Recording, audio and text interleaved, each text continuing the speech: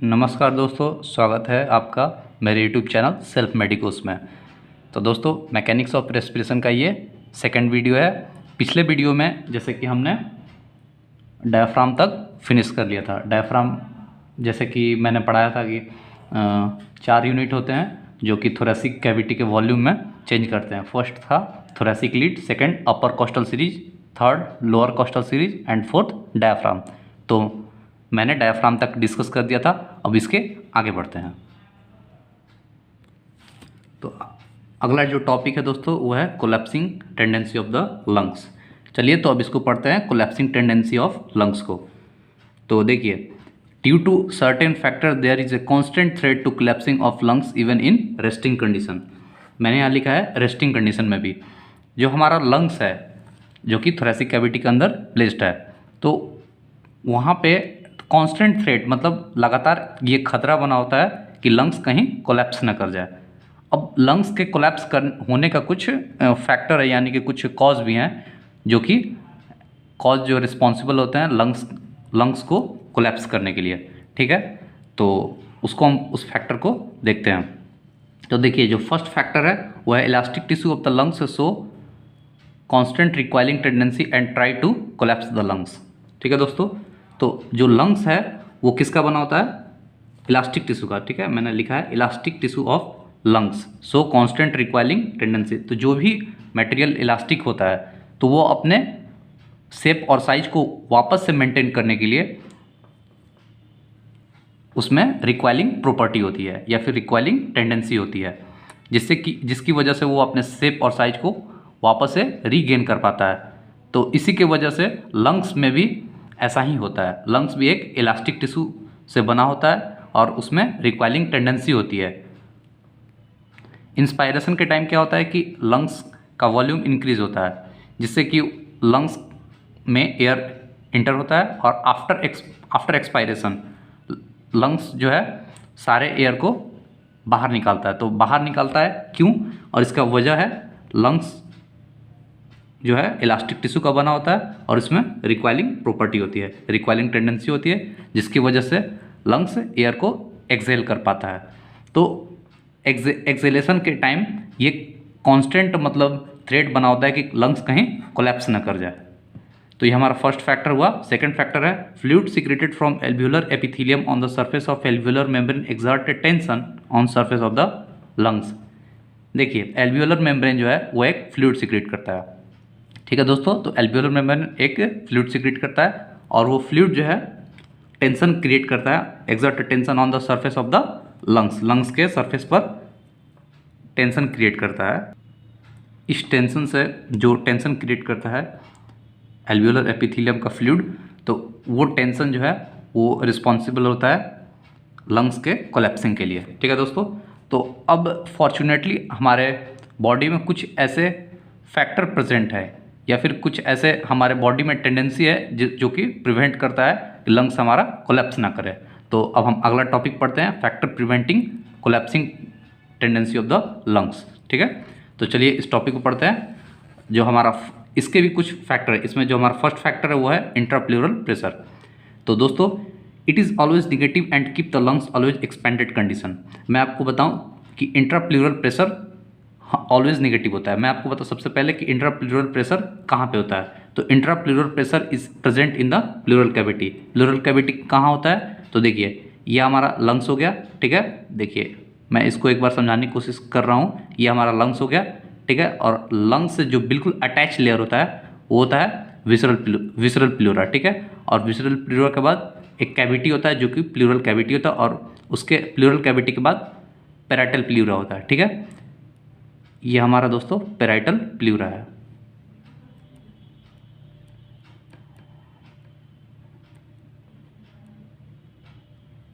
Parietal pleura, ठीक है, और ये pleural cavity.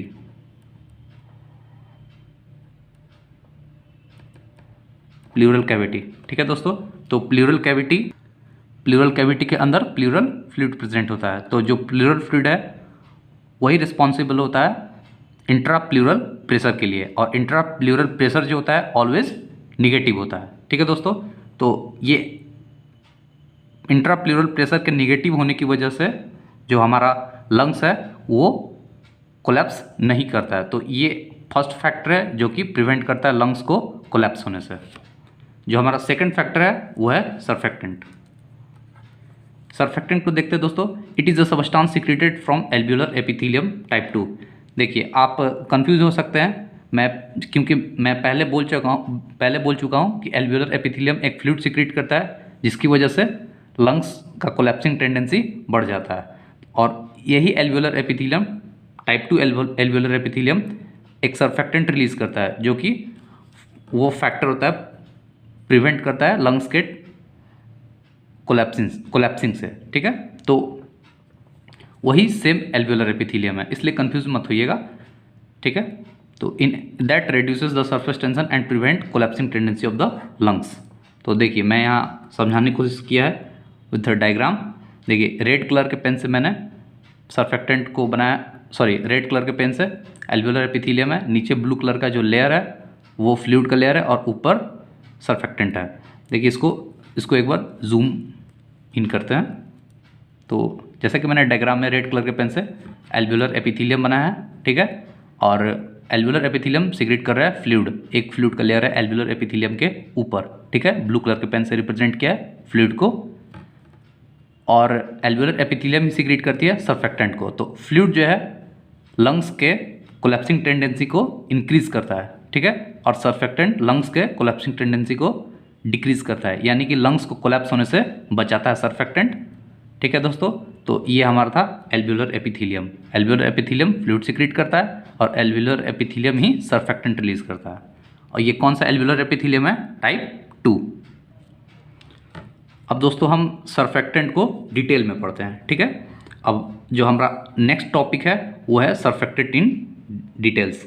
Pulmonary surfactant is surface acting material that lines the epithelium of the alveoli. It reduces the surface tension. बहुत ही simple बात, जो pulmonary surfactant होता है सरफेस एक्टिंग मटेरियल होता है। ठीक है, ये सरफेस किसके सरफेस पे? एल्वियोली के सरफेस पर प्रेजेंट होता है और ये सरफेस टेंशन को रिड्यूस करता है, जो कि हम पहले पढ़ चुके हैं। अब हम आगे बढ़ते हैं।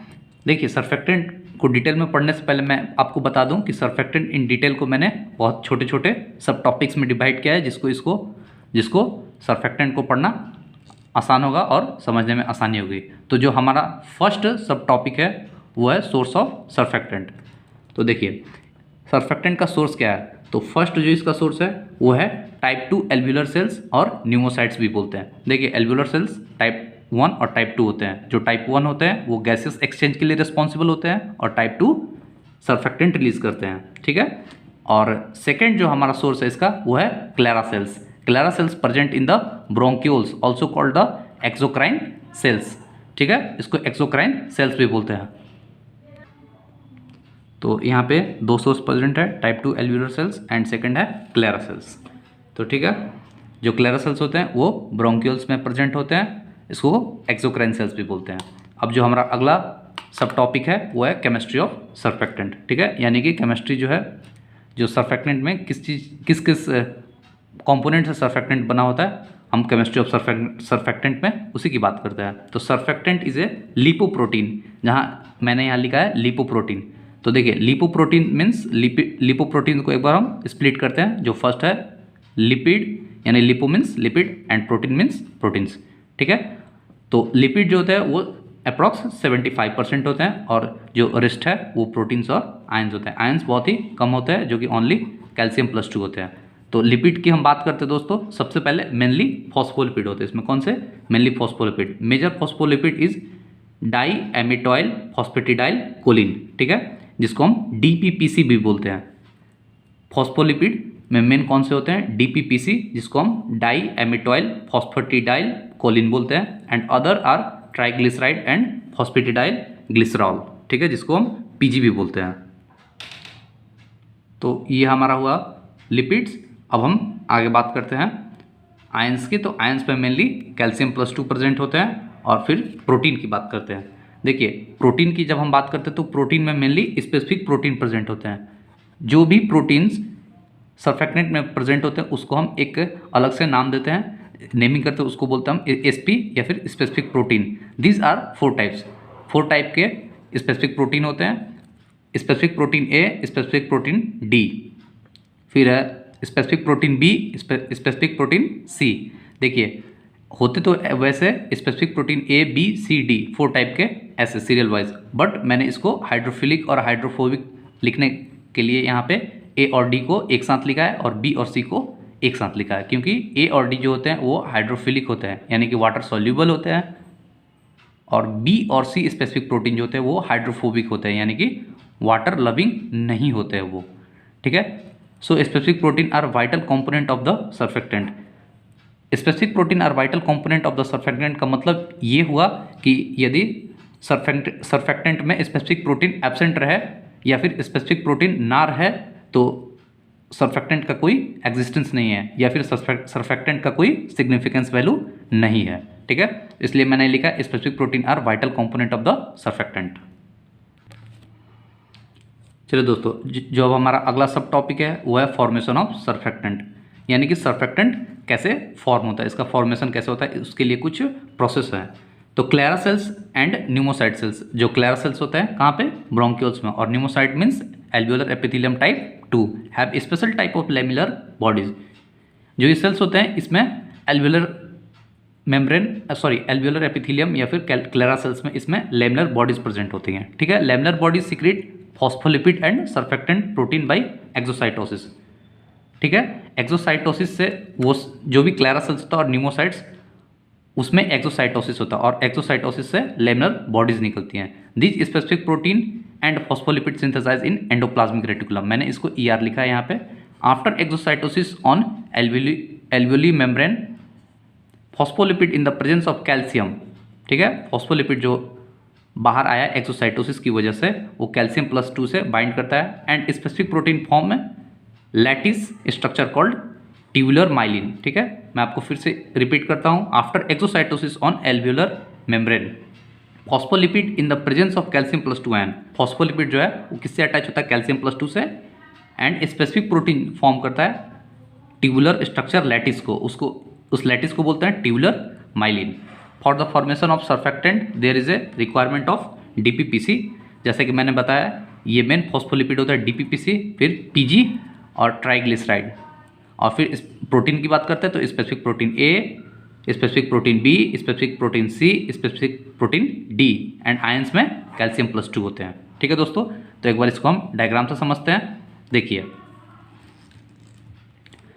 जैसा कि मैंने इसको बनाया है, ये क्लेरा सेल्स या फिर न्यूमोसाइट्स है।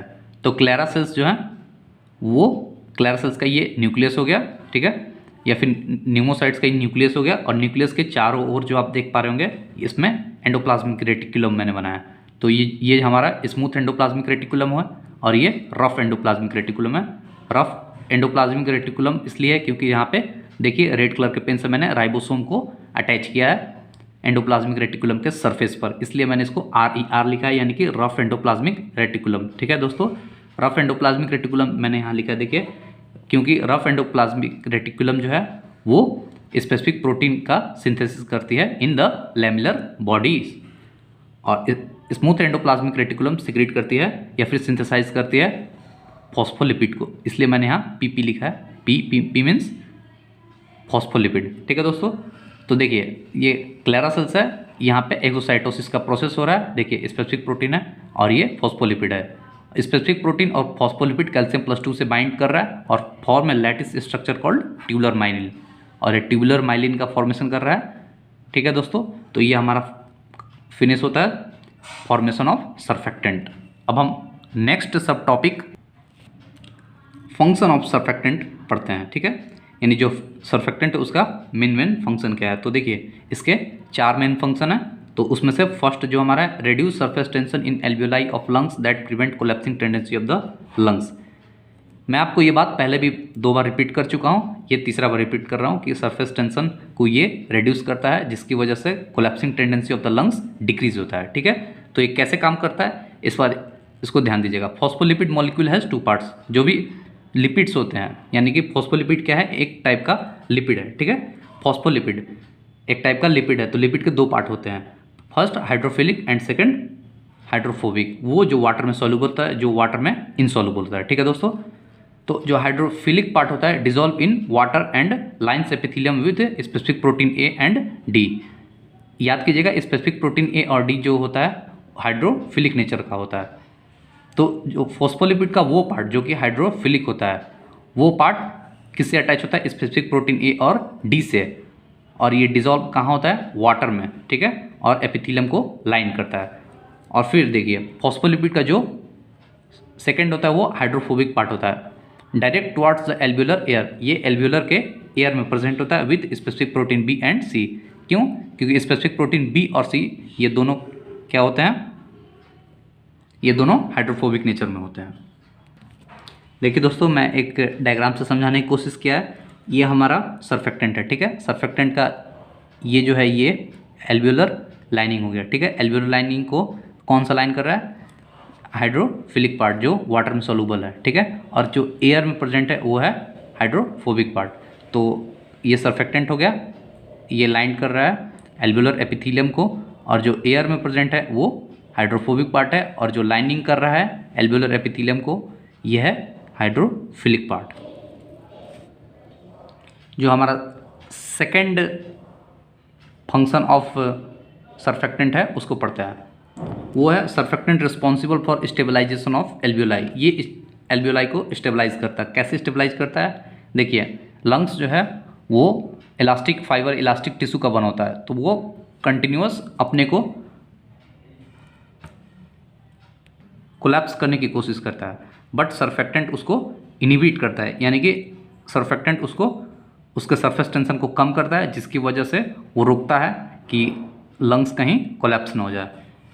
तो surfactant responsible for stabilization of alveoli.